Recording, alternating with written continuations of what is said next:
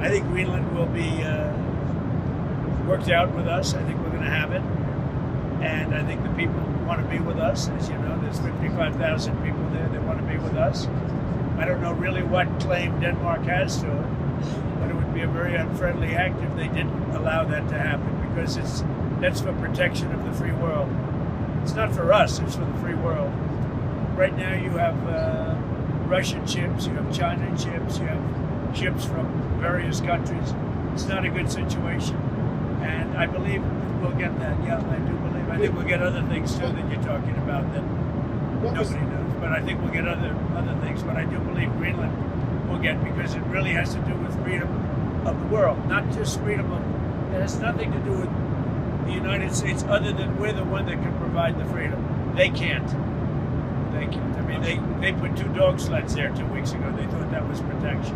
Are the other things Canada and you know what? The people don't like. People don't like the way they've been treated by Denmark. They don't like the way they've been treated by Denmark.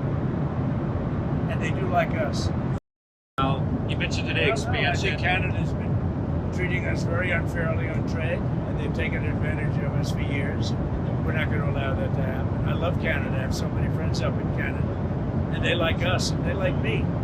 But Canada's been taking advantage of the United States for years, and we're not going to let that happen. And without our subsidy, Canada, doesn't exist really.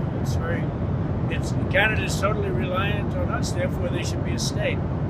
Canada, we lose $250 billion a year in Canada. I could stop that in one day, and if I stopped that, Canada wouldn't exist as a state, as a country.